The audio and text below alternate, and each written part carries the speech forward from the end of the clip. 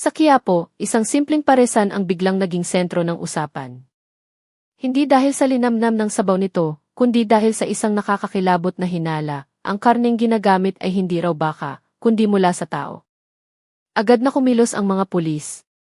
Ang imbestigasyon ay nagbukas ng isang katotohanang mas malaki at mas karumal-dumal.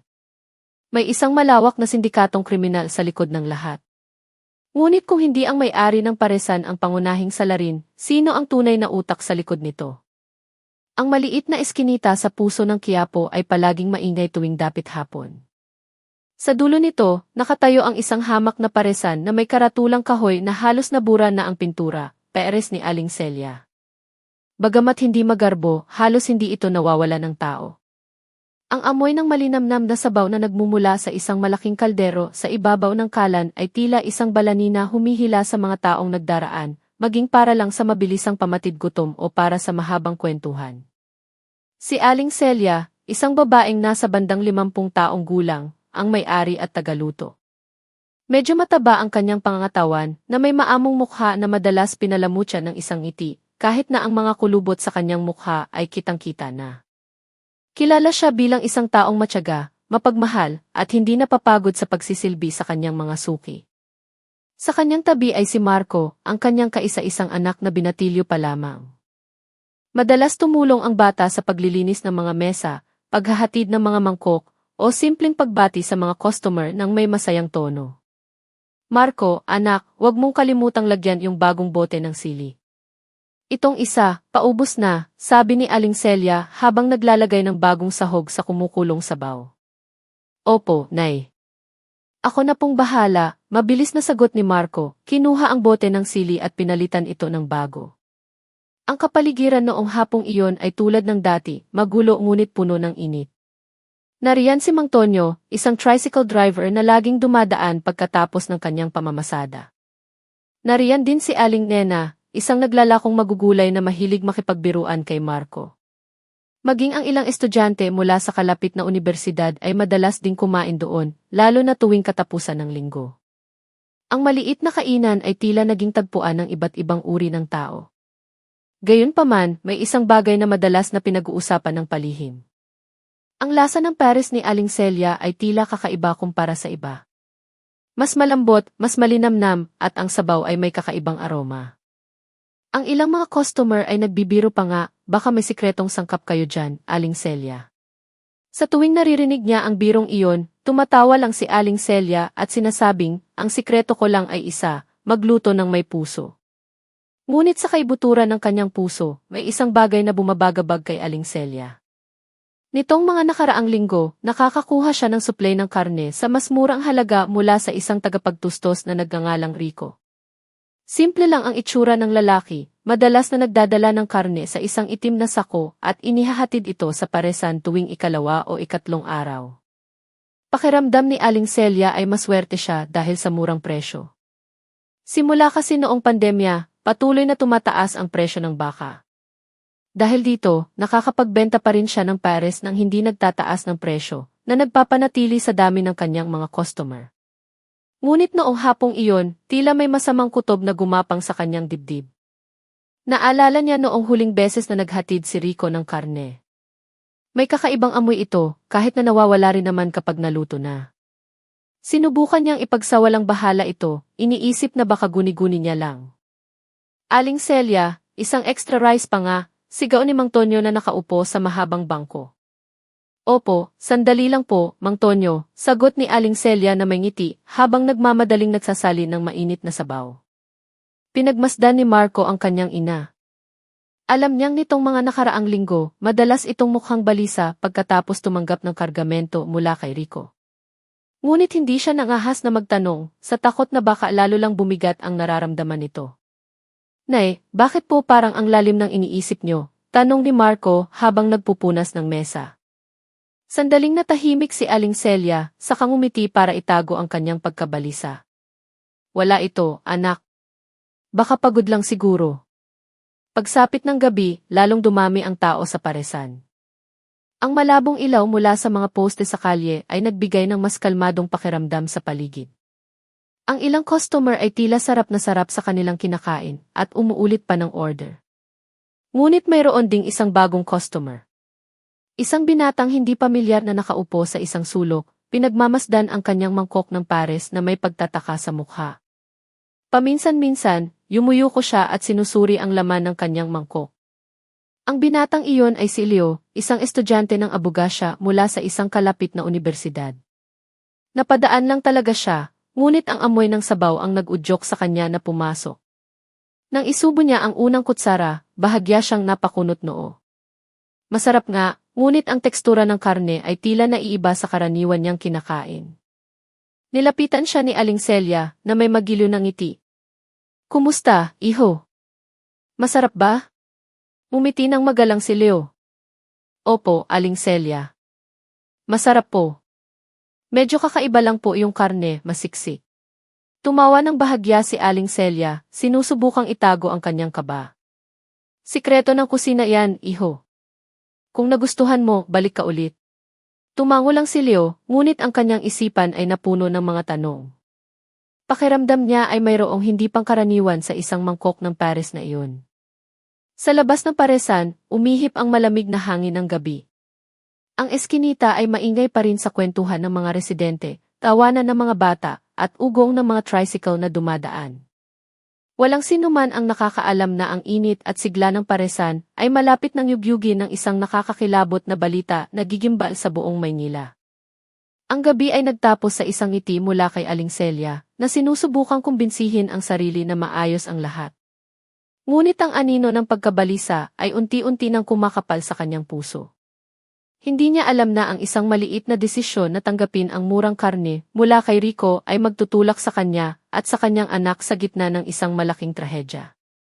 Nang gabing iyon, matapos ang ilang subo ng pares, naramdaman ni Leo na mayroong sumasabit sa kanyang dila. Sa una, inakala niyang isa lamang itong piraso ng litid, isang bagay na karaniwang matatagpuan sa mga lutong karne. Ngunit nang ninuyan niya ito ng mas maingat, naramdaman niyang matigas at matulis ang bagay na iyon, hindi kasing lambot ng tekstura ng karne. Bigla siyang huminto sa pagnguya, ibinaba ang kanyang kutsara, at dahan-dahang inilabas ang maliit na bagay mula sa kanyang bibig. Sa kanyang palad, nakita niya ang isang maliit na piraso na maputla at medyo kulay abo. Tila isang piraso ng kuko ng tao. Natahimik si Leo, bumibilis ang tibok ng kanyang dibdib. Matagal niyang tinitigan ang bagay na iyon, umaasang nagkakamali lang ang kanyang mga mata, ngunit ang kurbadong hugis nito ay masyadong malinaw para pagkamalan. "Iho, may problema ba sa peres mo?" tanong ni Aling Celia, na lumapit na may pag-aalala sa mukha. Mabilis na isinara ni Leo ang kanyang kamay, sinusubukang huwag gumawa ng gulo. Tumingin siya kay Aling Celia at pilit nang umiti. "Wala po, Aling Celia. Naanghangan lang po ako. Naparami yata ang sili ko." Nakahinga ng maluwag si Aling Celia. "Nako, akala ko kung ano na. Dahan-dahan lang, iho, baka sumakit ang tiyan mo." Tumango si Leo, ngunit gulong-gulo ang kanyang isip. Itinago niya ang piraso sa isang tissue at isinilid sa bulsa ng kanyang pantalon. Pagkatapos noon, mabilis siyang nagbayad at umalis sa paresan ng nagmamadali. Habang naglalakad pa uwi, puno ng tanong ang kanyang isipan. Posible kayang nagkataon lang ito. O totoo. Kuko ng tao to. Kinilabutan siya, pilit na iwinawaksi ang imaheng iyon sa kanyang isip. Gayunpaman, bilang isang estudyante ng abogasya, ang kanyang pagnanais na alamin ang katotohanan ay mas nanaig. Samantala, abala pa rin ang paresan ni Aling Celia. Ang mga customer ay masayang nagkukwentuhan, walang kamalay-malay sa kung ano ang natuklasan. Si Marco ay abala sa pagliligpit ng mga maruruming mangkok habang si Aling Celia ay bumalik sa kanyang kusina. Ngunit sa kaibuturan ng puso ni Aling Celia, naroon pa rin ang pagkabalisa. Ilang beses niyang naamoy ang kakaibang singaw ng karne na kahit naluto na ay natatakpan lamang ng malakas na aroma ng mga pampalasa. Sa kabilang sulok, binibiro ni Mang Tonyo si Marco. "Marco, pag lumaki ka, huwag mong kalimutang magbukas ng isa pang branch ng paresan ha? Para masumikat ang kainan ng nanay mo." Ngumiti lang si Marco, hindi alam kung ano ang isasagot. Ipinagmamalaki niya ang kanilang negosyo, ngunit nalilito rin siya sa madalas na pag-aalala sa mukha ng kanyang ina. Pagsapit ng gabi, sa kanyang boarding house, binuksan ni Leo ang ilaw ng kanyang desk lamp at kinuha ang tisyong itinago niya. Maingat niyang binuklat ito. Naroon pa rin ang maliit na bagay. Malinaw ang hugis nito, hindi isang piraso ng buto, kundi isang kukong natuklap. Nanindig ang kanyang mga balahibo. Sinubukan ni Leo na maghanap ng maihahambing sa internet, nag-type ng mga salitang ikuko ng tao sa pagkain. Ang mga larawang lumabas ay nakapagpaduwal sa kanya, ngunit lalo siyang nakumbinsi na ang kanyang natuklasan ay hindi isang pagkakataon lamang. Gumawa siya ng desisyon. Kinaumagahan, dadalhin niya ang bagay na iyon sa maliit na laboratorio ng College of Medicine kung saan mayroon siyang kakilala. Kailangan niya ng patunay bago siya magulat sa pulisya. Kinabukasan, naging normal muli ang sitwasyon sa paresan. Patuloy na nagsilbi si Aling Celia sa mga customer ng may ngiti. Bagamat paminsan-minsan ay lumilipad ang kanyang isip, napansin ni Marco na mas madalas nang tulala ang kanyang ina. Nay, sigurado po ba kayo na ligtas yung karneng ginagamit natin? Maingat na tanong ni Marco. Natahimik si Aling Celia at bumuntong hininga. Marco, matagal ko nang kilala si Rico. Mabait siyang supplier, laging nasa oras. Kung hindi ako sa kanya magtitiwala, hindi ko na alam kung kanino pa. Mas mura pa ang bigay niya, anak. Kung hindi makakatagal itong paresan natin. Tumango si Marco kahit hindi mapalagay ang kanyang loob. Gusto pa sana niyang magsalita, ngunit alam niyang nagsusumikap ang kanyang ina para mapanatili ang kanilang kabuhayan. Samantala, sa unibersidad, nakipagkita si Leo sa kanyang kakilala, si Isabel, isang medical student na malapit nang magtapos. Ipinakita niya ang bagay na kanyang natagpuan. Matagal itong tinitigan ni Isabel at napakunot noo. Leo, halos sigurado ako na kuko ito ng tao. Masyadong tiyak ang hugis nito, mula sa keratin layer hanggang sa tekstura, malinaw na hindi ito buto o balat ng hayop. Natahimik si Leo. Lalong bumilis ang tibok ng kanyang puso. Sigurado ka? Kung nag-aalinlangan ka pa, pwede kong ipasuri sa maliit na forensic lab sa kolehiyo. Pero halos 100% akong sigurado. Napalunok si Leo. Ang katotohanan ay yumanig sa kanya.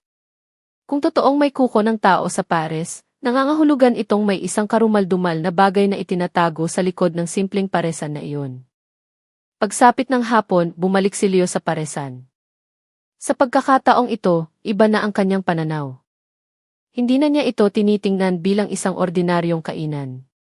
Ang bawat customer na tumatawa, bawat mangkok ng peres na inihahain ay tila isang misteryong naglalaman ng kilabot. Umupo siya sa sulok, pinagmamasdan si Aling Celia na abala sa pagsisilbi. Mayroong taos pusong kabaitan sa mukha ng babae na tila wala itong kamalay-malay. Ngunit hindi maaaring ipagsawalang bahala ni Leo ang ebidensyang hawak niya. Sa kanyang puso, nangako si Leo na kung mapapatunayan ng laboratorio ang kanyang hinala, ire-report niya ang kaso sa pulisya, anuman ang panganib. Ang gabi ay lalong lumalim. Ang paresan ay nanatiling mainit, ngunit ang anino ng kadiliman ay nagsimula ng bumalot dito. Walang sinuman ang nakakaalam na sa lalong madaling panahon, ang pangalan ng pares ni Aling Celia ay yayanig sa buong Maynila. Tanghali noon at tirik na tirik ang araw sa Maynila. Ang mga kalsada sa paligid ng eskinita, kung saan naroon ang paresan ay siksikan sa trapiko. Ngunit may ibang kapaligiran na nagsisimulang maramdaman. Ang bulong-bulungan ng mga residente ay palakas ng palakas. Mabilis na kumalat ang balitang mayroong kakaiba sa pares ni Aling Celia, kahit hindi pa malinaw ang katotohanan. Ang ilang mga customer na dati riting dumadaan ay piniling lumayo muna. Samantalang ang iba ay dumarating lamang para sumilip mula sa malayo. Sa isang presinto ng pulisya, isang binata ang nakatayo sa harap ng isang investigador na may seryosong mukha. Siya si Leo. Dala niya ang ebidensya, isang maliit na piraso na natagpuan niya ilang araw na ang nakalipas, na ngayon ay maayos nang nakabalot sa isang transparent na plastic.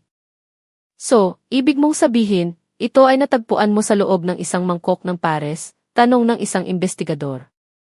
Ang kanyang boses ay walang emosyon, ngunit ang kanyang mga mata ay matalim. Opo, sir. Natagpuan ko po mismo habang kumakain sa paresan ni Aling Celia. Pinatingnan ko na po sa kaibigan ko sa medisina. Halos sigurado siyang kuko ito ng tao. Pakiimbestigahan po sana, matatag na sagot ni Leo kahit na maihalong kaba sa kanyang boses. Nagkatinginan ang imbestigador at ang kanyang kasama at agad na iniulat ang bagay na ito sa kanilang nakatataas, si Major de la Cruz. Kilala si Major de la Cruz bilang isang mahigpit at bihasang opisyal. Matipuno ang kanyang katawan, may mga puti na ang kanyang buhok, at laging matalim ang kanyang tingin sa tuwing humahawak ng kaso. Nang marinig niya ang ulat tungkol sa isang kakaibang natagpuan sa isang paresan, napakunot ang kanyang noo. Kuko ng tao sa loob ng Perez. Hindi ito simpleng kaso. Kung totoo to, magkakagulo ang buong syudad. Hindi tayo pwedeng magpadalos-dalos. Maghanda kayo ng isang team para pumunta sa lokasyon. Ako mismo ang mamumuno, mariing utos ni De La Cruz. Pagsapit ng hapon, kabubukas pa lang ng paresan ni Aling Celia. Si Marco ay nag-aayos ng mga mangkok habang si Aling Celia ay naghahanda ng mga sangkap sa kusina. Pagod ang kanyang itsura, ngunit pilit pa rin siyang umingiti. Ilan sa mga tapat niyang customer ang nagsimula ng dumating, bagamat hindi kasing dami ng dati. Bigla, ang ugong ng mga sasakyan ng pulis ay huminto sa tapat ng paresan. Ilang opisyal ang bumaba, kasunod si Major de la Cruz, na agad na pumukaw sa atensyon ng mga residente. Agad na nagkumpol-kumpol ang mga tao, nagbubulungan na maihalong pagtataka. Magandang hapon, Aling Celia, bati ni de la Cruz na may formal na tono. Kami po ay mula sa kapulisan. Hinihiling po namin ang inyong kooperasyon. Nais po naming suriin ang inyong kusina at mga sangkap. Nagulat si Aling Celia. Namutla ang kanyang mukha. Suriin? Bakit po, sir? Itong paresan ko po ay nagbebenta lang ng Perez, wala pong anuman dito. Nakatanggap kami ng ulat mula sa isang mamamayan. Para makasiguro, kailangan naming suriin ng direkta. Manatili po kayong kalmado, ito po ay standard procedure lamang, sagot ni De La Cruz. Ang kanyang boses ay kalmado ngunit puno ng otoridad. Si Marco, na nakarinig nito, ay agad na tumayo sa tabi ng kanyang ina. Sir, wala pong kasalanan ang nanay ko. Maliit na paresan lang po ito. Tiningnan ni De La Cruz si Marco sandali at bumaling muli kay Aling Celia. Iho, huwag kang mag-alala. Kung talagang walang problema, magiging maayos lang kayo ng nanay mo. Nagsimulang pumasok ang mga pulis sa kusina, sinuri ang malaking kaldero ng sabaw, ang mga karne, at ilang sako ng karne na kadarating lang mula kay Rico noong umagang iyon. Ang amoy ng sariwang karne na maihalong pampalasa ay bumalot sa silid. Isang opisyal ang bumulong kay De La Cruz, Sir, magdadala po tayo ng ilang sample ng karne para suriin sa laboratorio.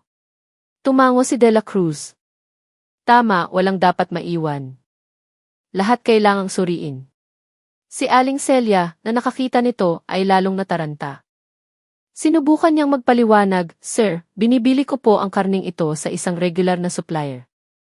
Ang pangalan niya ay Rico. Hindi po ako naghinala ng kahit ano. Gusto ko lang pong magtinda para mabuhay.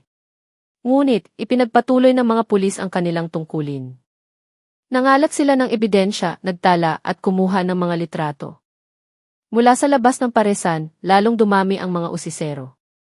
Ang ilan ay nagsimula ng magsismisan ng malakas.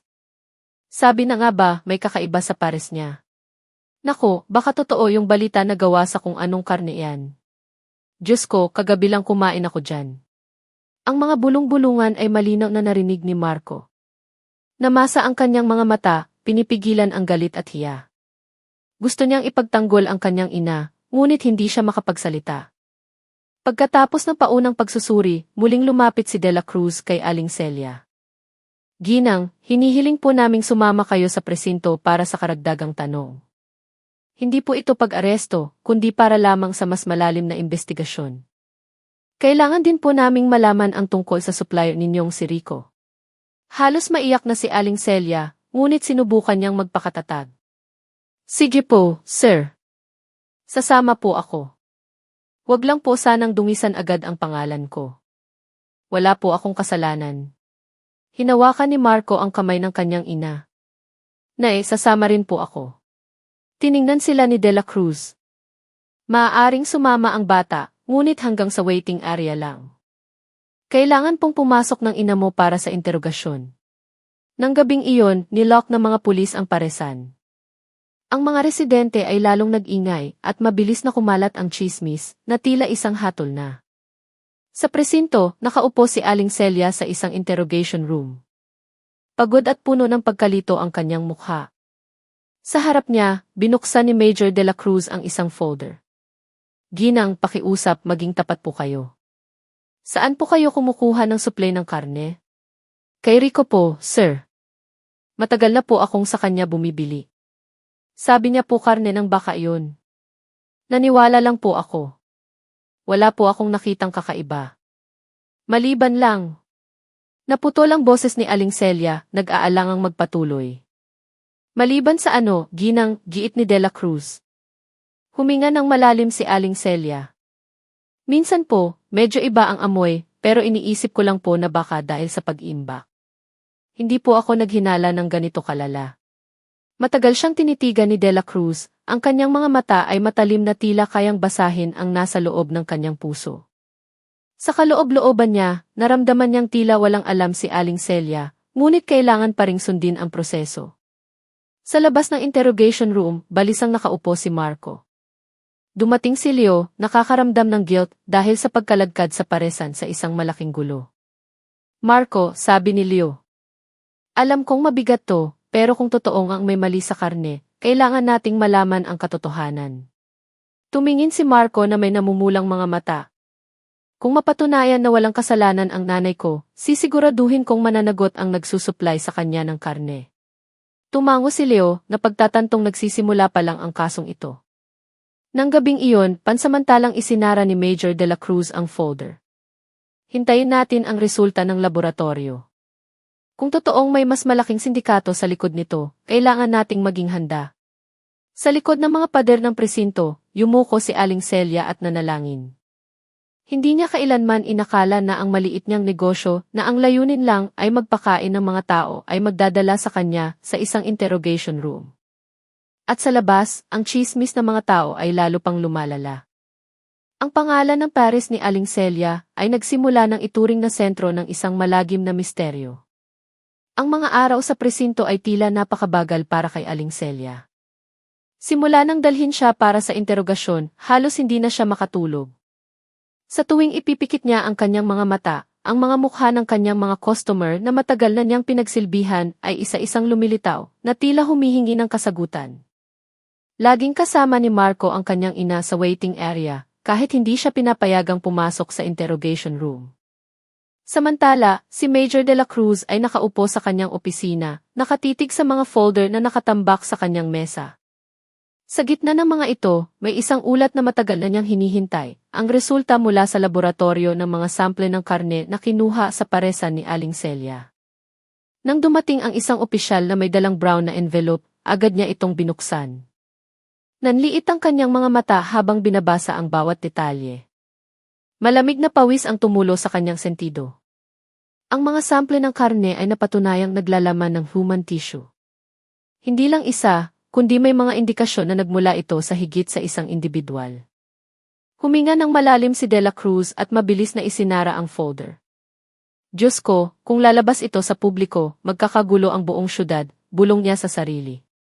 Ngunit ang masamang balita ay hindi maaaring itago ng matagal. Isang reporter ang nakakuha ng impormasyon mula sa isang source sa loob ng laboratorio. Kinabukasan, ang headline ng isang lokal na tabloid ay sumisigaw, karne ng D.C. Perez de Quiapo. May-ari, hawak ng pulisya. Mabilis na kumalat ang dyaryo sa mga palengke, sa mga kalsada, at maging sa social media. Nagulantang ang mga tao. May mga agad na naniwala, may mga nagalit, at may mga nataranta dahil naging regular na customer sila ng paresan sa loob ng maraming taon. Sa eskinita kung saan naroon ang paresan ni Aling Celia, biglang nagbago ang lahat. Dati, puno ito ng tawanan at sigla. Ngayon, ang paresan ay nakakandado na may police line sa harap ng pinto. Nagkukumpulan ang mga tao, nagtuturuan habang nagsitsismisan. Diyos ko, kagabi lang 2 order ang kinain ko doon. Kaya pala iba ang lasa, yun pala. Kung totoo yan, napakasama naman ni Aling Celia. Ang mga bulong-bulungan ay umabot sa pandinig ni Marco nang umuwi siya sandali para kumuha ng damit. Nakayuko siyang naglakad, hindi nangahas na tumingin sa sinuman. Ilang mga bata ang nanukso sa kanya, sumisigaw mula sa malayo.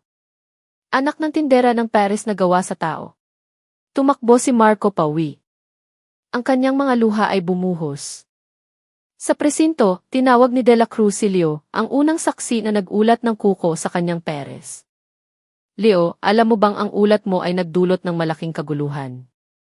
Ngayon, pinipilit kami ng publiko na kumilos ng mas mabilis, sabi ni De La Cruz na may mariing boses. Yumuko si Leo, nakakaramdam ng guilt.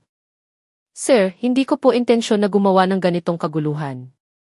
Gusto ko lang po malaman ang katotohanan. Dahil sa tapang mong mag-ulat, nabuksan natin ang kasong ito. Pero kailangan kong maging handa ka. Malamang na ang mga taong nasa likod nito ay hindi mga ordinaryong tao. Dahan-dahang tumango si Leo. Sa kanyang puso, nagsimula na niyang matanto na ang maliit na hakbang na ginawa niya ay nagtulak sa kanya sa gitna ng isang mas malaking problema. Nang gabing iyon, muling tinawag si Aling Celia sa interrogation room. Namumutla ang kanyang mukha at namamaga ang kanyang mga mata sa kaiyak. Inilagay ni De La Cruz ang ulat mula sa laboratorio sa harap niya. Aling Celia, malinaw ang resulta ng laboratorio. Mayroong human tissue sa Paris na ibinebenta ninyo. Itatanggi niyo pa ba? Humagulgol si Aling Celia. Sa ngalan ng Diyos, wala po akong alam, sir. Bumibili lang po ako ng karne kay Rico. Hindi ko po alam kung saan niya kinukuha. Kahit ako po, natatakot sa naririnig ko. Matagal siyang tinitigan ni De La Cruz. Ang tingin niya ay hindi lamang puno ng hinala, kundi pati na rin ang pagkalito. Mula sa kilos ni Aling Celia, mas nakikita niya ang takot at kawalan ng kaalaman kaysa sa pagkakasala. Kung ganoon, Aling Celia, si Rico ang susi. Pwede niyo bang idetalye ang lahat tungkol sa kanya? Ang kanyang itsura, kailan huling naghatid ng karne? Nanginginig ang boses ni Aling Celia habang ikinukwento niya ang lahat. Kung paano laging dumarating si Rico tuwing hapon na may dalang itim na sako. Kung paano niya ibinebenta ang karne sa mas murang halaga. At kung paano, para lang mapanatili ang paresan, pinili ni Aling Celia na magtiwala. Sa kabilang dako ng lungsod, si Rico ay nakaupo sa isang maruming inuupahang bahay. Ang lumang telebisyon sa sulok ay nagpapalabas ng balita tungkol sa paresan. Malamig ang kanyang mukha, ngunit isang bahagyang ngiti ang sumilay sa kanyang mga labi. So, umabot na sa pulis. Sige, bulong niya. Sumindi siya ng sigarilyo, huminga ng usok habang nakatingin sa screen. Kung ganoon, oras na para lumipat ng lugar. Alam niyang sa lalong madaling panahon, hahanapin na siya ng mga pulis. Ngunit si Rico ay hindi isang ordinaryong tao. Sa likod ng kanyang simpleng anyo, mayroong isang malaking sindikato na nagpoprotekta sa kanya. Kinabukasan, napuno ng mga reporter ang presinto. Nagkumpulan sila, nagtatanong tungkol sa progreso ng kaso. Tumayo si De La Cruz sa harap nila, seryoso ang mukha. Nasa ilalim pa po kami ng investigasyon. Totoo pong may natagpo ang human tissue sa mga sample ng karne. Ngunit hindi pa namin matukoy kung sino ang tunay na responsable. Hinihiling po namin sa publiko na manatiling kalmado at huwag maging mapanghusga. Ngunit ang kanyang mga salita ay hindi sapat para mapakalma ang lahat. Sa labas ng presinto, isang grupo ng mga tao ang sumisigaw, hinihiling na parusahan si Aling Celia. Ang ilan ay nagbabalak pang puntahan ang kanyang bahay. Sa gitna ng lahat ng kaguluhan, mahigpit na hinawakan ni Marco ang kamay ng kanyang ina. Nay, malalagpasan natin to. Wala kang kasalanan. Naniniwala ako sa'yo. Napigilan na lang ni Aling Celia ang kanyang mga luha. Alam niyang kahit na malalaman din ang katotohanan, ang daan patungo roon ay puno ng mga tinik na kailangan niyang lakaran kasama ang kanyang anak. Simula nang kumalat ang balita tungkol sa resulta ng laboratorio, ang buhay ni Aling Celia at Marco ay naging isang bangungot. Sa labas ng presinto, daan-daang tao ang nakatayo na may galit sa kanilang mga mukha. Nagtuturuan sila, nagmumura, at ang ilan ay humihiling na ikulong na si Aling Celia. Sa interrogation room, muling nakaupo si Aling Celia kaharap si Major De La Cruz. Gusot ang kanyang mukha, at nanginginig ang kanyang mga kamay habang hawak ang isang baso ng tubig. Aling Celia, mabigat ang boses ni De La Cruz. Narinig na namin ang inyong pahayag tungkol kay Rico. Pero kailangan namin ng mas malinaw na detalye. Alalahanin ninyong mabuti kahit gaano kaliit na impormasyon ay makakatulong. Tumango si Aling Celia. Lagi po siyang dumarating tuwing hapon, sir. Laging may dalang itim na sako. Ang taas niya po ay mga 5'7", medyo maitim ang balat at maikli ang buhok. Hindi ko po alam ang tungkol sa pamilya niya.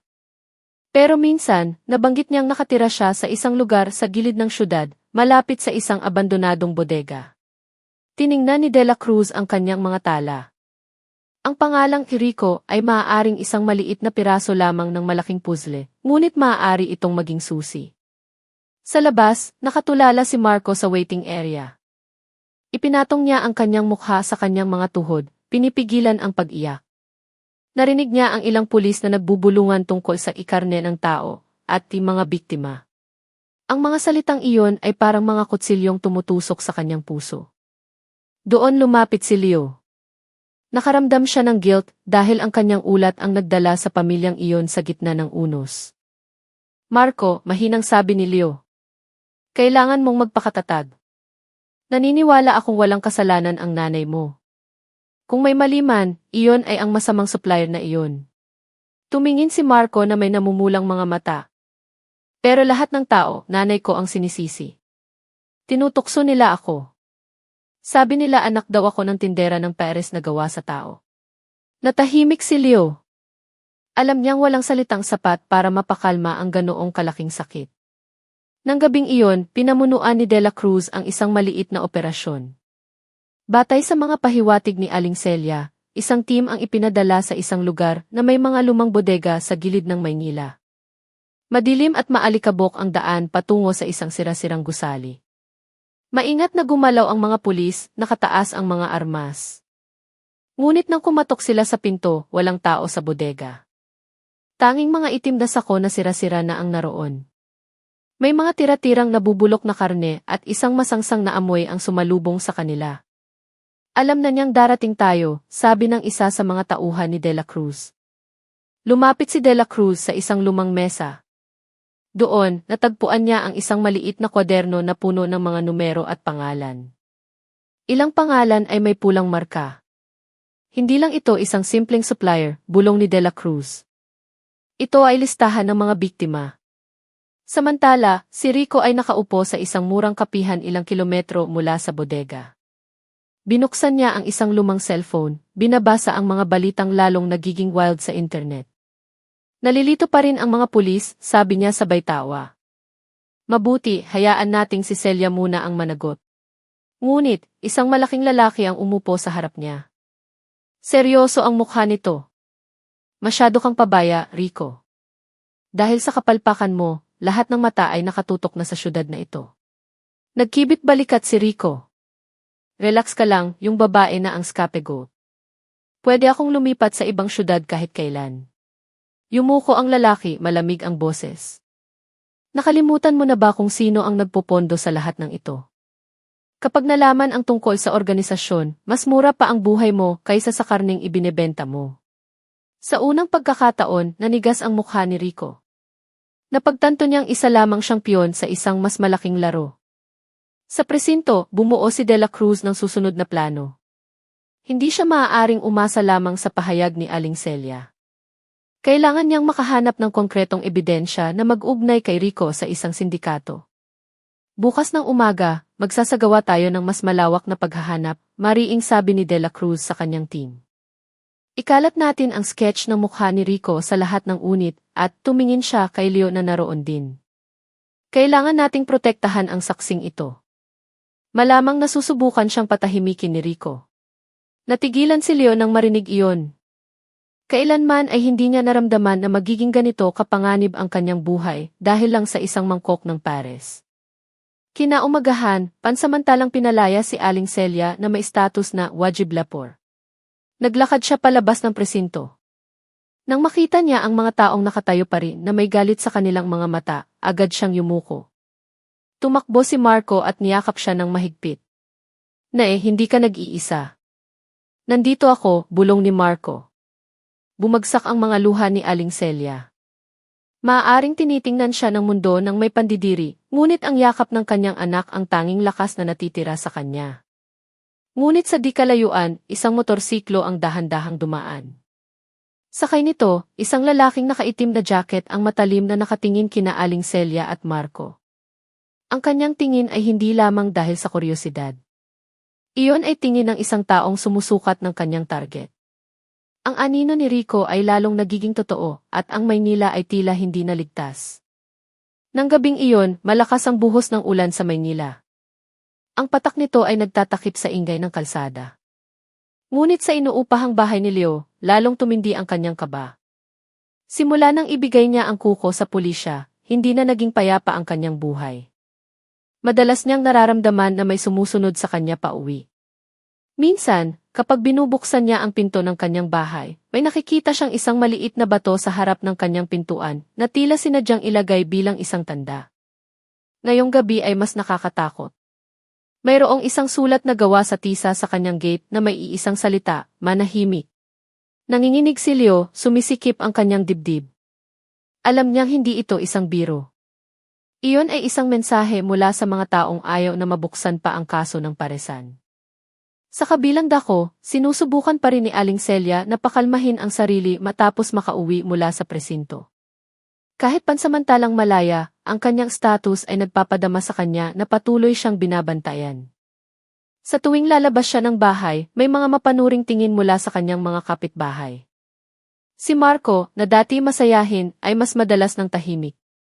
Nakaupo siya sa isang sulok ng bahay, may iginuguhit sa kanyang kwaderno. Nang lumapit si Aling Celia, nakita niya ang isang simpleng guhit, isang ina at anak na nakatayo sa ilalim ng police line, napapalibutan ng mga taong nagtuturuan na may galit sa kanilang mga mukha. Bakit mo to iginuhit, anak? Mahinang tanong ni Aling Celia. Yumuko si Marco. Ayaw ko pong patuloy na magalit ang mga tao sa'yo, Nay. Ayaw kong ikaw ang sisihin.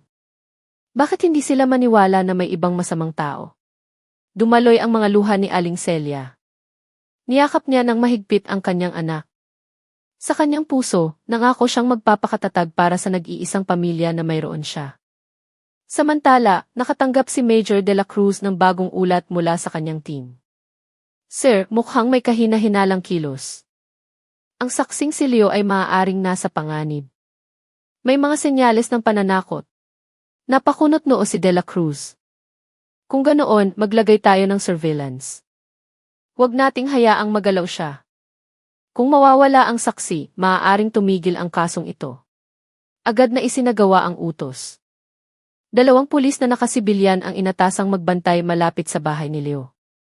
Ngunit, alam ni de la Cruz na ang kalaban nila ay hindi isang maliit na kriminal. Si Rico ay maaaring dulo lamang ng isang malaking organisasyon na gagawin ang lahat para patahimikin ang mga saksi.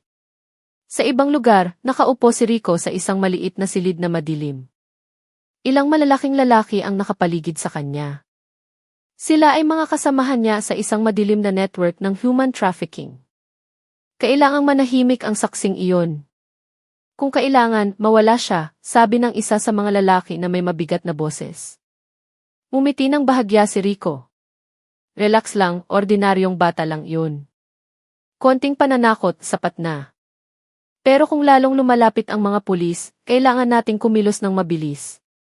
Tumingin ng matalim ang malaking lalaki. Huwag mong kalimutan, kung mabigo ka, hindi lang pulis ang hahanap sa'yo. Kami rin. Nanigas ang mukha ni Rico, ngunit agad niyang tinakpan ang kanyang takot ng isang maikling tawa. Alam niyang delikado ang kanyang posisyon, ngunit sa kanyang puso, determinado siyang manatiling isang hakbang na nauna sa lahat, kasama na ang pulisya. Lalong lumalim ang gabi. Nakaupo si Leo sa loob ng kanyang bahay. Sinasadyang patay ang ilaw para magmukhang madilim mula sa labas. Nag-iilaw lang siya ng isang maliit na kandila sa mesa. Bumibilis ang tibok ng kanyang puso sa tuwing may dumadaang motorsiklo. Bigla, may marahang katok sa pinto. Tok! Tok! Pinigil ni Leo ang kanyang hininga. Ang katok ay hindi tunog ng isang kapitbahay. Dahan-dahan siyang lumapit. Nanginginig ang kanyang kamay habang inaabot ang doorknob. Ngunit bago niya ito buksan, may narinig siyang isang mahinang bulong mula sa labas. Tigil na sa pagsasalita. Kung hindi, ikaw ang susunod. Natigilan si Leo. Ang boses ay malinaw, malamig at puno ng banta. Umatras siya ng ilang hakbang. Malamig na pawis ang bumasa sa kanyang likod. Nang maglakas loob siyang sumilip mula sa bintana, wala ng tao sa labas. Tanging ang anino ng isang motorsiklo na papalayo sa kanto. Kinabukasan, personal na pinuntahan ni De La Cruz si Leo. Nakita niya ang namumutlang mukha ng binata at ang mapupulang mga mata nito dahil sa kakulangan sa tulog. Dumating sila kagabi, di ba? Tanong ni De La Cruz. Ang kanyang boses ay mahigpit ngunit may halong pag-unawa. Tumango si Leo. Sir, natatakot po ako. Ayaw kong may mangyari sa pamilya ko. Pero hindi ko rin po kayang magkunwaring walang alam. Kung mananahimik ako, mananalo ang mga masasamang tao. Tinapik siya ni De La Cruz sa balikat. Matapang ka, Leo. Pero simula ngayon, nasa ilalim ka na ng aming proteksyon. Pansamantala kang ililipat sa isang ligtas na lugar. Sa bahay ni Aling Celia, umabot din sa kanya ang balita tungkol sa pananakot sa saksi. Lalong siyang nakumbinsi na isa lamang siyang biktima. Tingnan mo, anak, sabi niya kay Marco. May ibang tao na sumusubok na pagtakpan ang krimen. Hindi tayo ang may kasalanan. Tiningnan ni Marco ang kanyang ina na may buong paniniwala. Kung ganoon, kailangan nating magpakatatag hanggang mapatunayan ang lahat.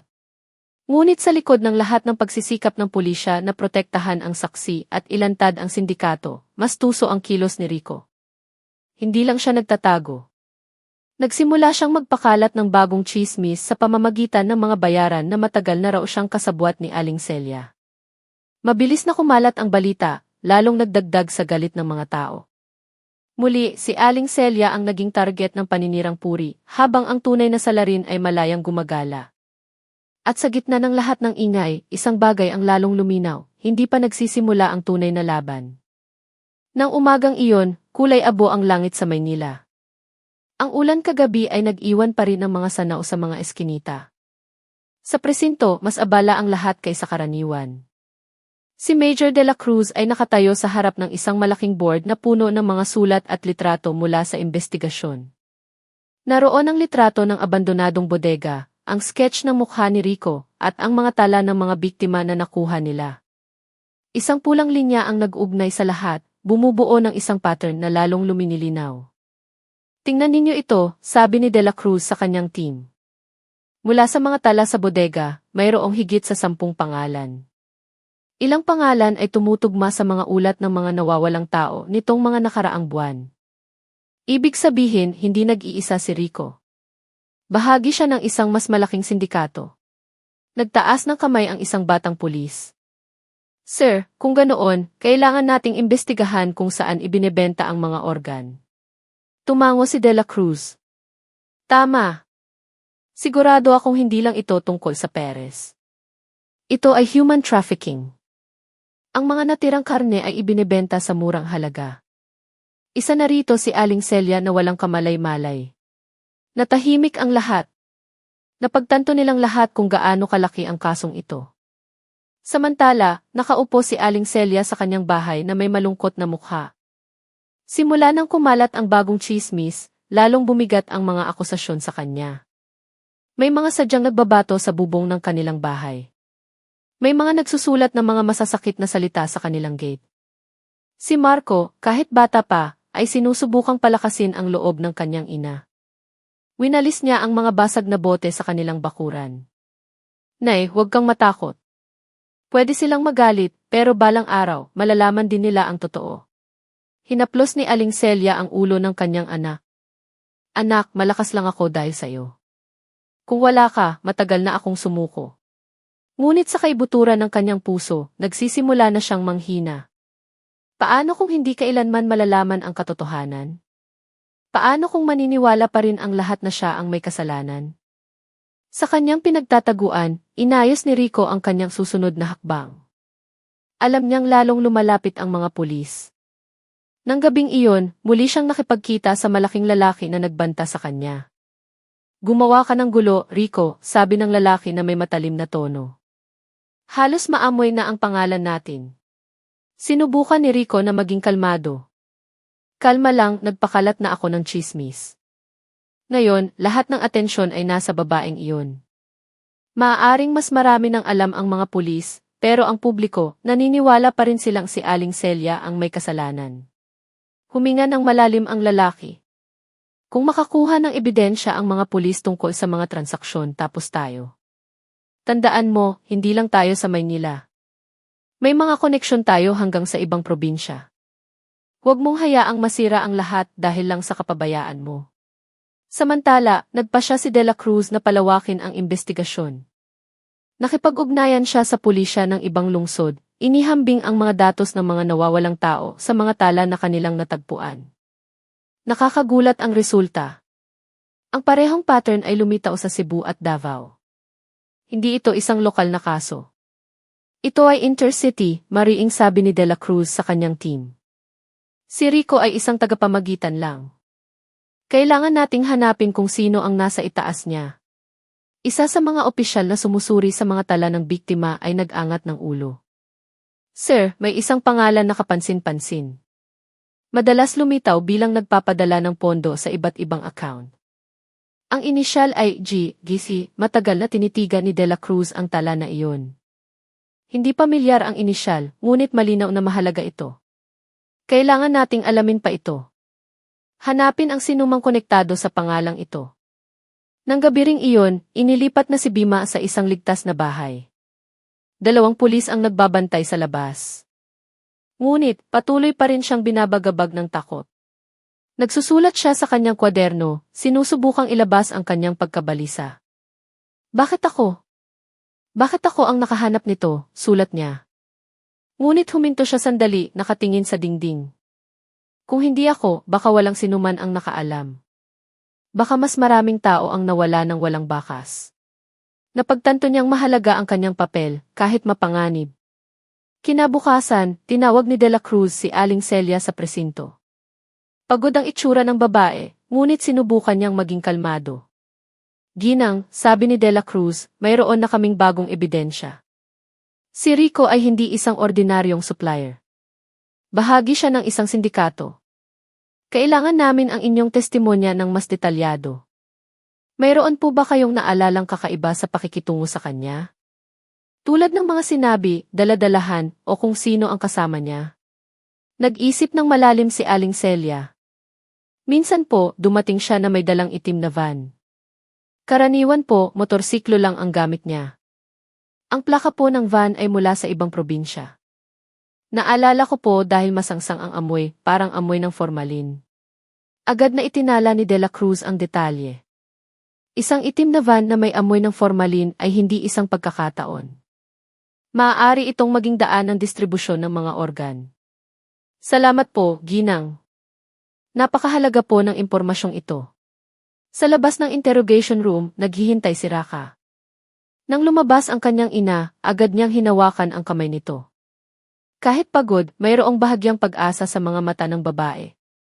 Baka sa wakas, malalaman na ng mga tao na hindi ako ang salarin, bulong niya kay Raka. Ngunit sa labas ng gusali, naghihintay pa rin ang anino ng panganib. Maaaring isang hakbang na nauna si Rico, ngunit unti-unti nang nakikita ng mga pulis ang kanyang sindikato. At sa unang pagkakataon, sigurado si De La Cruz na ang kasong ito ay hindi na tungkol sa isang paresan. Ito ay isang pinto patungo sa isang mas madilim na mundo ng krimen. Nang araw na iyon, isang bagong tensyon ang bumalot sa Maynila. Matapos ang pahayag ni Aling Celia tungkol sa itim na van na may plaka mula sa ibang probinsya, inutusan ni Major De La Cruz ang kanyang team na hanapin ang sasakyan. Mula sa mga GV sa highway, natagpuan nila ang isang malabong recording. Isang itim na van ang huminto sandali malapit sa abandonadong bodega, bago ito tumuloy patungo sa expressway. Tinitigan ni De La Cruz ang monitor na may tensyon sa mukha. Ito na. Hindi lang ito tagahatid ng karne. Ito ang linya ng distribusyon. Inililipat nila ang kalakal gamit ang van na iyan. Kalakal, tanong ng isa sa mga miyembro ng team. Yumuko si De La Cruz, mabigat ang boses. Mga organ. Ang mga salitang iyon ay tumusok na parang punyal. Samantala, sinubukan ni Aling Celia at Marco na ipagpatuloy ang kanilang araw. Kahit na hindi na pareho ang kanilang buhay. Ang paresan na dati maingay ay isa na ngayong tahimik na gusali na may police line na hindi pa rin inaalis.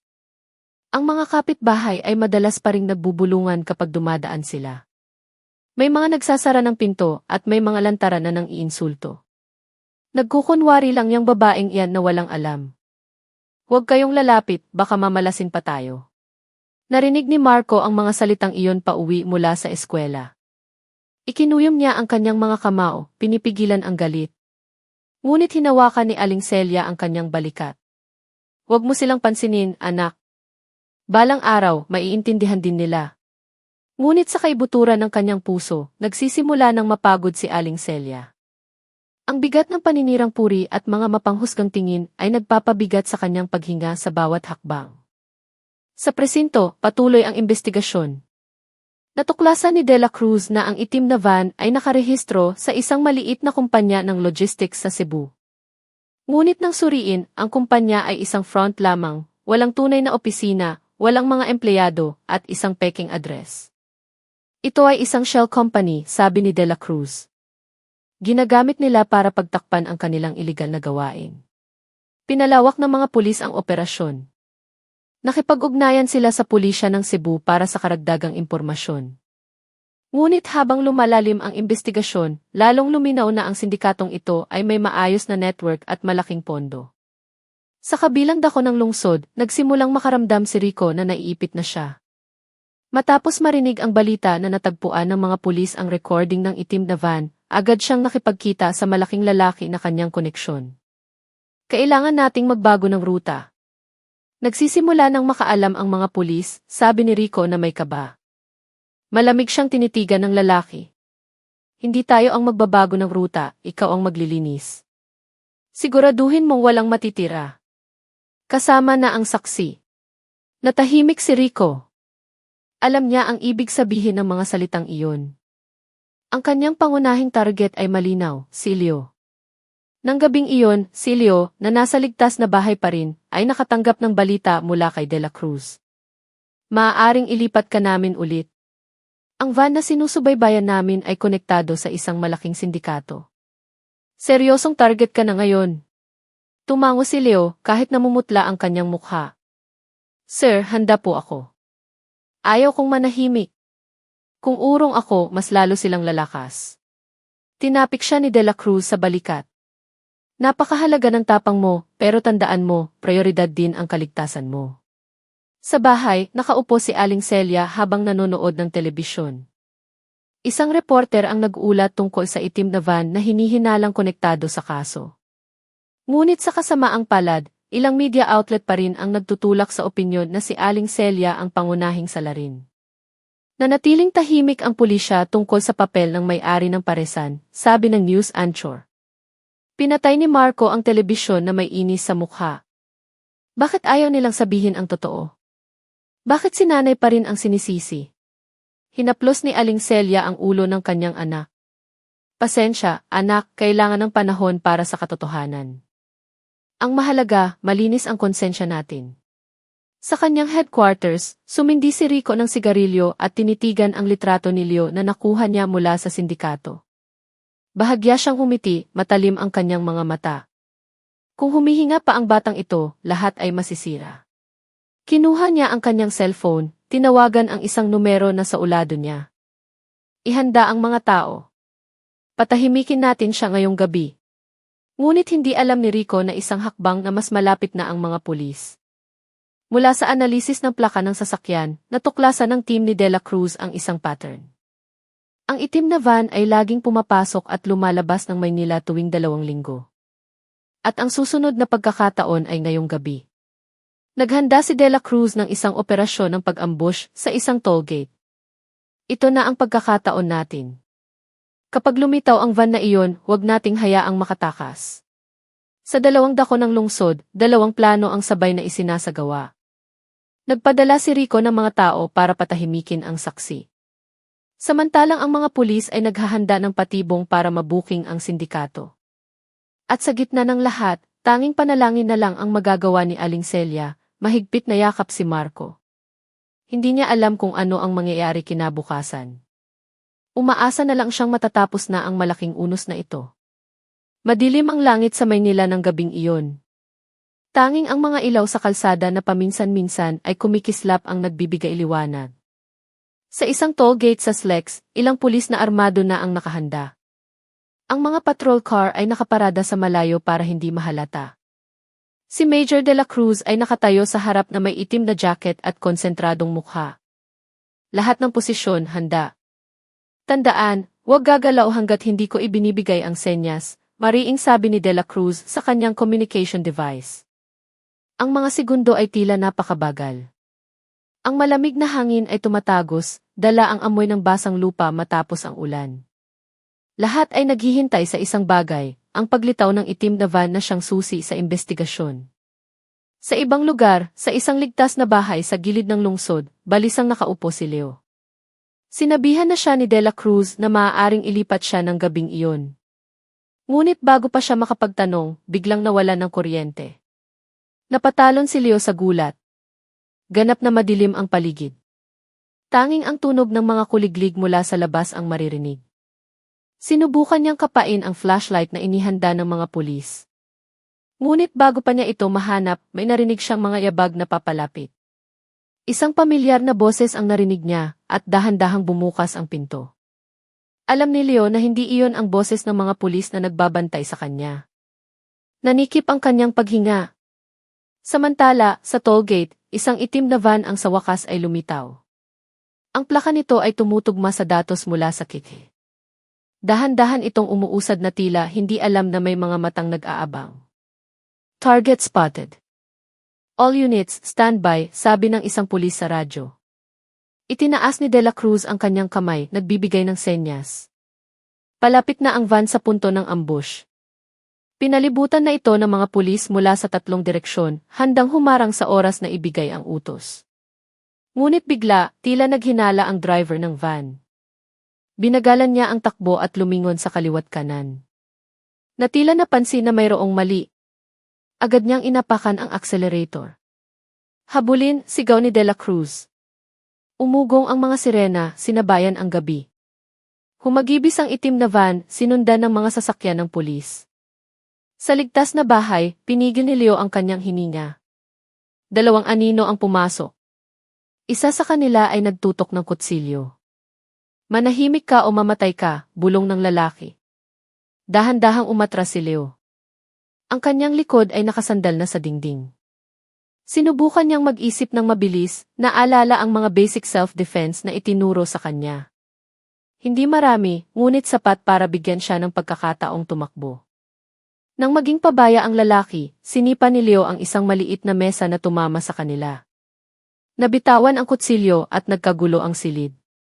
Tumakbo si Leo patungo sa bintana, binasag ito gamit ang kanyang katawan, at tumalon palabas, kahit na nasugatan siya. Ang sigaw ng mga lalaki ay umalingaw-ngao habang hinahabol siya sa kadiliman. Sa expressway, lalong tumindi ang habulan. Ang itim na van ay pasuray-suray na sinusubukang tumakas sa isang alternatibong daan. Ngunit sinarado na ng mga pulis ang lahat ng exit. Kinuha ni de la Cruz ang radyo. Huwag ninyong hayaang makatakas. Kung kailangan, barilin ang gulong. Isang pulis ang nagpaputok, tumama sa likurang gulong. Nawala ng kontrol ang itim na van at halos tumaob bago ito bumangga sa isang harang. Agad na pinalibutan ng mga pulis ang van, nakatutok ang mga armas. Baba! Taas ang kamay! Dalawang lalaki sa loob ang sinubukang lumaban, ngunit sumuko rin. Nang suriin, ang laman ng likuran ng van ay nagpakilabot sa lahat. Mayroong isang cooler na puno ng mga hiniwang karne, maayos na nakabalot sa makapal na plastik at may amoy ng formalin. Tinakpan ni de la Cruz ang kanyang ilong, puno ng galit ang kanyang mga mata. Ito ang ebidensyang matagal na nating hinahanap. Sa kabilang dako, nakatakas si Leo sa isang tahimik na kalsada. May mga galos ang kanyang katawan at dumudugo ang kanyang kamay dahil sa basag na salamin. Patuloy siyang tumakbo kahit hirap na siyang huminga. Palapit na ang mga yabag ng mga humahabol sa kanya. Sa di kalayuan, nakita niya ang ilaw ng isang sasakyan ng pulis. Gamit ang natitirang lakas, sumigaw siya. Tulong! Pulis! Sapat na ang lakas ng kanyang sigaw para huminto ang isang patrol car. Dalawang pulis ang bumaba at tumakbo palapit kay Leo na halos bumagsak na. Leo, anong nangyari? Namumutla ang mukha ni Leo habang hirap na nagsasalita. Sila. Gusto nila akong patayin. Agad siyang isinakay ng mga pulis sa sasakyan at umalis nang umuugong ang sirena. Ang mga humahabol sa kanya, nang makita iyon, ay agad na tumakas, alam na bigo na ang kanilang misyon. Ang gabing iyon ang naging gabi ng katapusan. Nahuli ng mga pulis ang itim na van na may mahalagang ebidensya, habang si Leo ay nakaligtas sa pagtatangkang pagpatay. Ngunit alam ni De La Cruz na simula pa lang ito. Ang sindikatong kinakaharap nila ay mas malaki pa kaysa sa mga simpleng courier at bayarang duwag. Tinitigan niya ang wasak na van at bumulong. Sinimulan na nila ang laro at kailangan nating lumaban hanggang sa huli. Ang interrogation room sa headquarters ng pulisya sa Maynila ay malamig ng gabing iyon. Ang ilaw mula sa fluorescent lamp ay nagbibigay lamang ng maputlang liwanag, lumilikha ng mahahabang anino sa dingding. Dalawang lalaking nahuli mula sa itim na van ang nakaupo na may posa sa kanilang mga kamay. Matigas ang kanilang mga mukha, ngunit may halong kaba sa kanilang mga mata.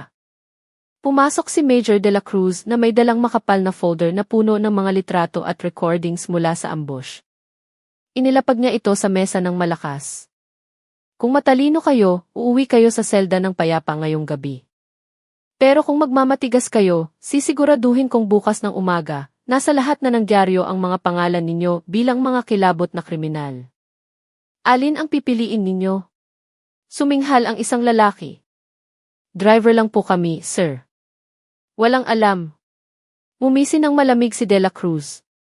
Binuksan niya ang folder, ipinakita ang litrato ng cooler na puno ng hiniwang karne na may amoy ng formalin.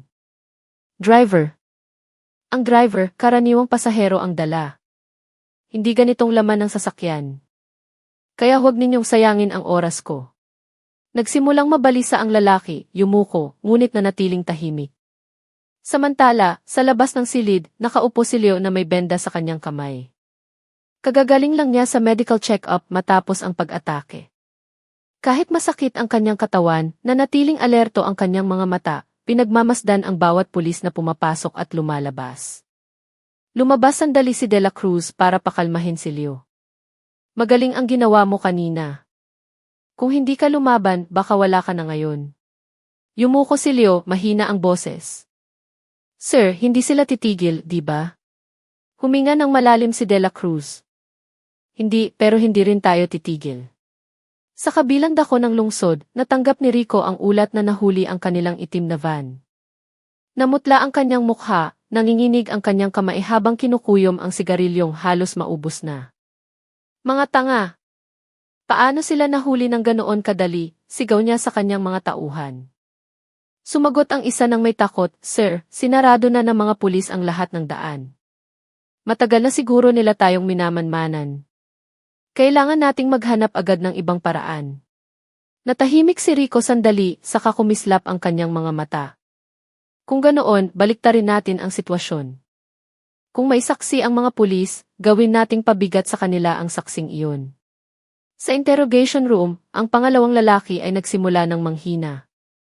Malamig na pawis ang bumasa sa kanyang noo. Sir, inutusan lang po kaming maghatid. Nakapackage na po ang mga gamit sa isang bodega. Hindi po namin alam ang laman. Itinuktok ni De La Cruz ang mesa. Anong bodega? Sabihin ninyo ang address. Kinagat ng lalaki ang kanyang labi. Isang abandonadong bodega po sa mailumang pier. Pero sumusumpa po ako, hindi po kami kailanman pumasok. Laging handa na po ang lahat tuwing darating kami. Mabilis na nagtala si De La Cruz. Mabilis ang tibok ng kanyang puso. Ibig sabihin, may bagong lugar na pwedeng imbestigahan. Ngunit sa likod ng tagumpay na ito, alam niyang lalo ring lumalaki ang panganib. Hindi mananahimik ang sindikato kung malalantad na ang kanilang mga ruta.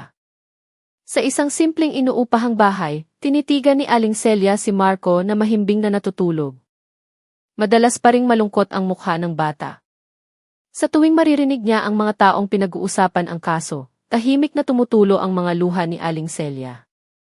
Diyos ko, palakasin niyo po kami. Huwag niyo pong hayaang masira ang anak ko dahil sa paninirang puri na ito.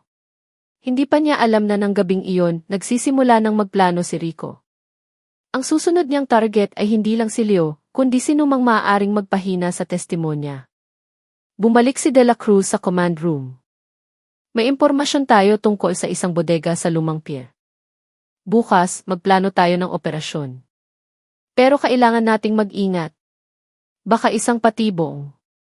Nagtanong ang isang opisyal, paano po yung dalawang driver, sir? Tinitigan ni De La Cruz ang monitor ng interogasyon. Iwanan sila sa isolation cell. Kung susubukan silang atakihin ng sindikato, sila ang unang magiging target. Lumalim na ang gabi, ngunit nanatili si De La Cruz sa kanyang opisina. Ang mga litrato ng kaso ay nakakalat sa mesa, mga hiniwang karne, ang paresa ni Aling Celia, ang mukha ni Leo at ngayon ang address ng bagong bodega. Tinitigan niya ang mapa ng lungsod, minarkahan ang mga rutang hinihinalang ginagamit ng sindikato. Lalong luminaw sa kanya na hindi ito isang maliit na kasong kriminal. Ito ay isang organisadong network na maaaring yumanig sa seguridad ng buong syudad. Rico, bulong niya. Akala mo makakapagtago ka sa dilim. Pero lahat ng anino ay nawawala pagsikat ng araw. Sa ibang lugar, isinara ni Rico ang kanyang cellphone matapos makipag-usap sa isang mas mataas na miyembro ng sindikato. Malamig ang kanyang mukha, ngunit nag-aalab ang kanyang puso. Kung maglakas loob silang pumunta sa bodega, bulong niya sa sarili, sasalubungin natin sila ng apoy. Hindi pa ganap na sumisikat ang araw nang magtipon ang isang tropa ng mga armadong pulis sa lumang pier. Isang manipis na hamog ang bumabalot sa lugar na lalong nagpapadama ng tensyon. Ang mga ibon ay mababang lumilipad na tila may nararamdamang kakaiba. Tumayo si Major De La Cruz sa harap ng kanyang team, nakatingin sa lumang bodega sa kabilang dako. Ang pintura sa dingding nito ay natutuklap na, at ang pinto ay kinakalawang. Ngunit iyon mismo ang dahilan kung bakit perpekto itong taguan. Maaaring isa itong patibong, mariing sabi ni De La Cruz. Papasok tayo ng may buong pormasyon. Walang gagalaw ng padalos-dalos. Tumango ang team. Sinuri ang mga armas, isinuot ang mga bulletproof vest, at nagsimulang dahan-dahang humakbang patungo sa gusali. Samantala, si Leo ay nakaupo sa ligtas na silid kasama ang dalawang pulis. Hindi siya mapakali, kinakagat ang kanyang labi. Alam niyang mahalaga ang operasyon, ngunit alam din niyang hindi mananahimik si Rico. Sir, kung alam na nilang papunta na ang mga pulis sa bodega, hindi po ba delikado iyon, tanong niya. Umiti ng bahagya ang isang pulis. Kaya nga handa kami, iho. Manatili ka lang kalmado, magtiwala ka sa Major. Ngunit hindi mapakali si Leo. Ang malamig na mukha ni Rico ay patuloy na bumabagabag sa kanya. Sa kanilang maliit na bahay, gising na si Aling Celia mula pa madaling araw. Nakaupo siya sa sala, yakap si Marco na antok pa. Ang balita tungkol sa malaking operasyon ng pulisya ay kumalat sa media, kaya't pinag-uusapan na ito ng ilang kapitbahay. Kung totoo ngang doon ang pugad nila, baka malapit nang malinis ang pangalan ni Aling Celia, sabi ng isang kapitbahay. Ngunit mayroon pa ring mga mapanlait. Huwag muna kayong maniwala. Baka gawa-gawa lang yan. Sino ang nakakaalam, baka si Aling Celia mismo ang nagbigay ng impormasyon. Muling tumusok sa puso ni Aling Celia ang mga salitang iyon. Yumuko na lang siya, tahimik na tumulo ang kanyang mga luha. Sa pier, nakarating na ang team ni De La Cruz sa harap ng malaking pinto ng bodega. Dalawang pulis ang lumapit para subukang buksan ito. Hindi pala ito nakalock. Sir, bukas ang pinto, bulong ng isa. Itinaas ni De La Cruz ang kanyang kamay, senyas na maging mas alerto. Pumasok ng dahan-dahan. Suriin ang bawat sulok. Umugit ang pinto ng buksan. Isang masangsang na amoy ang sumalubong sa kanila, pinaghalong lansa ng dugo at amoy ng formalin. Ilang pulis ang nagtakip ng kanilang bibig, pinipigilan ang pagduduwal. Sa loob ng malawak na silid, puno ito ng mga cooler. Dose-dosena, maayos na nakasalansa na parang isang ordinaryong bodega. Ngunit nang buksan ang isang cooler, natahimik ang lahat. Ang laman nito ay hindi karne ng baka, kundi mga hiniwang bahagi ng katawan ng tao na napreserba na. Isang pulis ang nagtakip ng mukha, halos masuka. Diyos ko, mas malala ito sa inaasahan natin. Ikinuyom ni De La Cruz ang kanyang kamao. Tense ang kanyang mukha, ngunit matalim ang kanyang mga mata. Ito na ang pinakamalaking ebidensya. Hindi tayo pwedeng mabigo. Ngunit bigla, isang tunog ng orasan ang narinig mula sa isang sulok. Sir, naririnig niyo ba iyon? Tanong ng isang pulis. Agad na may napansin si De La Cruz. Sumigaw siya ng malakas. Lahat, labas! Bilis! Bago pa man makalabas ang lahat, isang malakas na pagsabog ang yumanig sa bodega. Nagliparan ang mga cooler, nabasag ang mga salamin, at nagsimulang kumalat ang apoy sa mga lumang kahoy. Ilang pulis ang tumilapon at may mga nasugatan. Samantalang ang iba ay sinusubukang ilabas ang kanilang mga kasamahan. Si De La Cruz mismo ay natumba. Umugong ang kanyang mga tainga, ngunit agad siyang bumangon. Huwag magpanik. Lumabas na ang lahat ngayon. Isang makapal na itim na usok ang bumalot sa hangin. Ang apoy ay naglalagablab, tinutupok ang ebidensya na dapat sana ay magpapabagsak sa sindikato. Mula sa malayo, nakatayo si Rico sa isang maliit na bangka. Ngumiti siya ng bahagya habang pinapanood ang pagsabog. Kinuyom niya ang isang sigarilyo na patay na. Puno ng kasiyahan ang kanyang mga mata. Paalam, ebidensya. Tanging panonood na lang ang magagawa ng mga pulis. Tumingin siya sa kanyang mga tauhan. Ibalita sa lahat. Handa na ang bagong ruta. At siguraduhin ninyong hindi na magtatagal pa ang saksing iyon. Sa headquarters, ang balita tungkol sa pagsabog ay agad na nagdulot ng gulo. Ang media ay nag-broadcast ng mga imahe ng itim na usok na umaakyat mula sa lumang pier.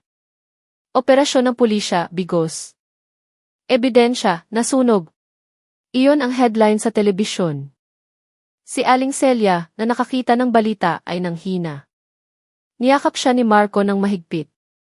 Nay, huwag kang umiyak. May paraan pa siguro. Ngunit alam ni Aling Celia na ang daan patungo sa katotohanan ay lalong humahaba at nagiging mapanganib. Puno ng alikabok at may sugat sa sentido, tumayo si De La Cruz sa labas ng nasusunog na bodega. Patuloy pa rin ang apoy. Ang mga sirena ng bumbero ay umuugong, ngunit ang kanyang puso ay mas mainit pa kaysa sa apoy na iyon. Tinitigan niya ang mga guho. Rico, sa pagkakataong ito, nagtagumpay ka. Pero hindi pa ito tapos. Hahabulin kita hanggang sa dulo ng mundo. Ang Maynila ng gabing iyon ay puno pa rin ng amoy ng usok mula sa nasunog na bodega. Walang tigil ang media sa pag-uulat, sinisisi ang mga pulis sa pagkabigo. Ngunit sa headquarters, nakaupo si Major De La Cruz na may malamig na mukha. Nakatitig siya sa mapa ng lungsod na puno ng mga pulang linya. Sa pagkakataong ito, hindi na tayo pwedeng maghintay lang, sabi niya sa kanyang team. Kailangan nating painin si Rico para lumabas. Kung hindi matatapos ang kasong ito. Seryosong nakatingin ang lahat. Alam nilang ang paghahabol na ito ay magtatapos sa isang bagay, isang direktang komprontasyon. Sa kanilang inuupahang bahay, tinitigan ni Aling Celia si Marco na bihirang nang magsalita. Lalong naging malungkot ang bata matapos mapanood ang balita tungkol sa pagsabog. Nay, kung ubos na ang ebidensya, ibig sabihin, habang buhay na tayong sisisihin, nanginginig na tanong ni Marco. Niyakap ni Aling Celia ang kanyang anak. Hindi anak, sapat na ang paghihirap natin. Balang araw, malalaman din ng mga tao ang totoo. Naniniwala ako kay Major De La Cruz. Ngunit sa kanyang puso, si Aling Celia mismo ay puno ng pag-aalinlangan.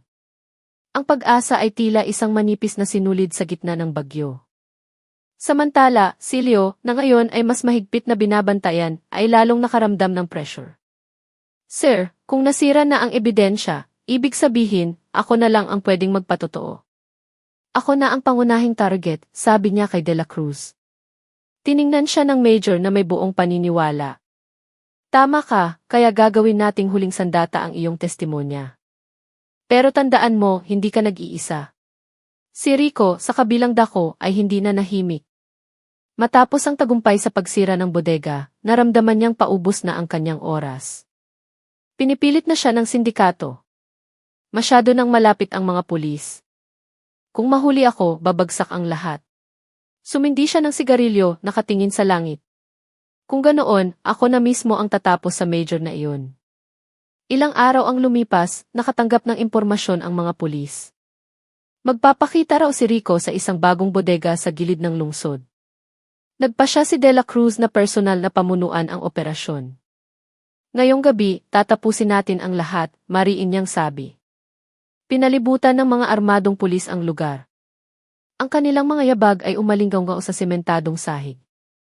Tahimik ang bodega. Tanging isang ilaw na nakasabit ang nagbibigay liwanag. Naunang pumasok si De La Cruz, hawak ang kanyang baril. Rico, napapalibutan ka na. Sumuko ka na bago pa mahuli ang lahat. Mula sa kadiliman, isang malamig na tawa ang narinig. Lumabas si Rico na may hawak ding baril. Matigas ang kanyang mukha at namumula ang kanyang mga mata. Sumuko, ngumisi si Rico. Akala mo susuko ako pagkatapos ng lahat ng ito. Wala kang alam, De La Cruz.